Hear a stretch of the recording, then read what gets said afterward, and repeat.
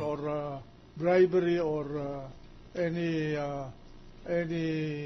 special favor that influenced the thinking, the attitude, or whatever of the respondent. I just want to make that clear so that if you want to strengthen your position, you know the remedies. Thank you very much, Your Honor.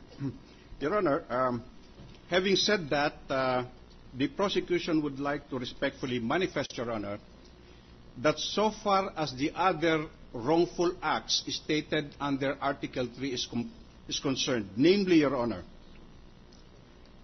that respondent created an excessive entanglement with Mrs. Arroyo through her appointment of his wife to office, which is embraced under paragraph 3.4 to 3.4.8, Your Honor.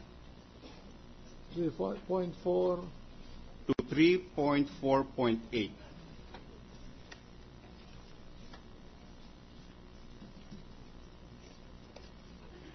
Yes. That is the second wrongful instance or wrongful act that we allege, Your Honor. Yes. Also, that respondent dipped his hands into public funds to finance personal expenses.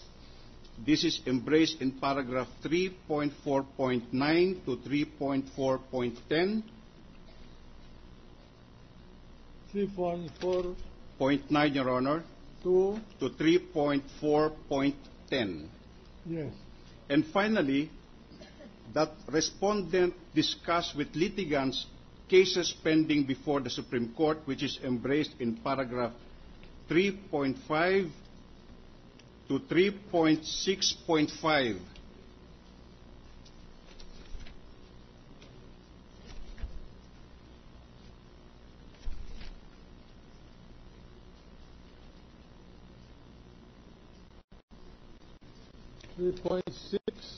Point 5, Your Honor. 3.5 to 3.6.5.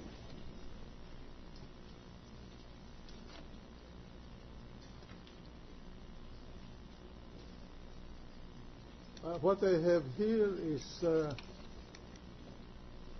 3.6.4. There is Up to yes. Yes. 3.6.5. Yes. Yes. In all these allegations of wrongful acts, Your Honor, starting with 3.4 to 3.6.5, Your Honor, the prosecution respectfully manifests that we are no longer presenting evidence in regard to this. Are you dropping these matters? Only with respect to the three wrongful acts alleged in the complaint, Your Honor. But as far as Article 3 is concerned, Your Honor, the case is there. And in support of that, Your Honor, we have the evidence submitted in that so-called FASAP case, Your Honor. To recall, Your Honor, please. Just a minute, to be clarified. Yes, Your Honor. Your allegation in Article 3 is respondent committed culpable violation of the Constitution and or betrayal of public trust by failing to meet the and observe the stringent standards of Article 8, Section 7, Paragraph 3 of the Constitution that provides that, quote, a member of the judiciary must be a person of proven competence, integrity, and independence, close quote, in allowing the Supreme Court to act on mere letters filed by a counsel which caused the issuance of flip-flopping decisions in final executory cases. Now, we stop there, Your Honor. We stop there. You want to maintain this allegation? Yes, Your Honor. To yes, be Your the Honor. subject of proof? Yes, sir. We have proven that already, Your Honor. Precisely. Yes. To be the subject of proof, which you will offer at the proper time. Yes. Yes, Your Honor, please. Now, thank you, Your Honor. The next charge that you included in that on Article 3, the predicate of your conclusion is that in creating an excessive entanglement with Mrs. Arroyo through her appointment of his wife to office. You are now dropping this. That's right, Your Honor. We're not presenting evidence. And you are not going to present any evidence? And this will not be presented to the court for decision? Yes, Your Honor. Okay. Then the last one is N. You have a conjunction here, N. In discussing with litigants regarding cases pending before the Supreme Court. You will also drop this allegation. You will not offer any evidence, and it will not be presented to the impeachment court for decision. That is correct, Your Honor. That is correct, Your Honor. That's correct, Your Honor. Mr. President, Mr. President, Senator Joker Arroyo. The majority floor leader. Senator Arroyo would like to ask a question. The gentleman on this from point. Makati and Bicol.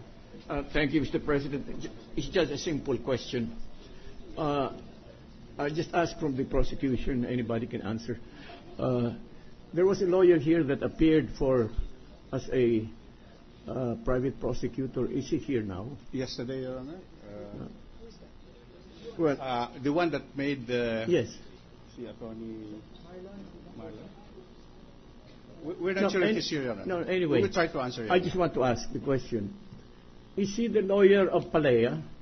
Because I received information that he is the lawyer of Palea, meaning the labor union in Philippine Airlines.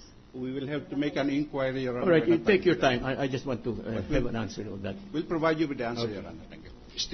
Still on the issue, Mr. President, Senator Escudero. The gentleman from Sorsogon. Thank you, Mr. President. Some questions to the Honorable Congressman Gigi Agabao. With respect to the statements he made. Do I take it that the prosecution will no longer present evidence aliunde with respect to the other sub-paragraphs of Article 3? That's right, Your Honor. With respect to Article 3. But the article still stands? Yes, Your Honor.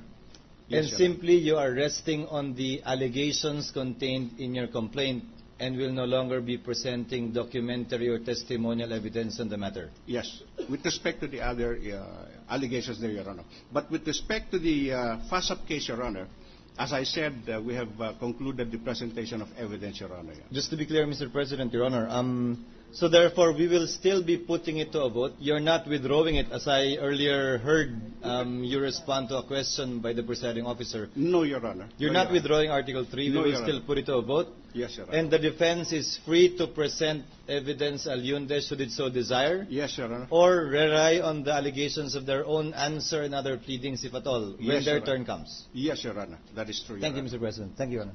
If I may add, Your Honor, we feel that... Before we leave the subject, Your Honor, may I be allowed to make a short clarification, Your Honor? Yes. The only witness that I recall having been presented by the prosecution is the president of Palea, Mr. Andrisa, PASAP rather. Is he the only witness you are referring to in support of the allegations mentioned in here? Yes, which you allowed to remain? Yes, Your Honor, because the pivotal witness for the prosecution. So no other witness no you're other referring witness, to? Wait a minute. Will you allow the prosecution to finish first? No other witness, Your Honor. I reiterate, Your Honor, that so far as the prosecution is concerned, we have concluded the presentation of evidence with respect to the FASAP case covered under paragraph 3.1 to 3.3 of the complaint. The only one presented by you is the FASAP president, Your Honor. The FASAP president, and that will be the only witness you will present under Article 3. Yes, sir.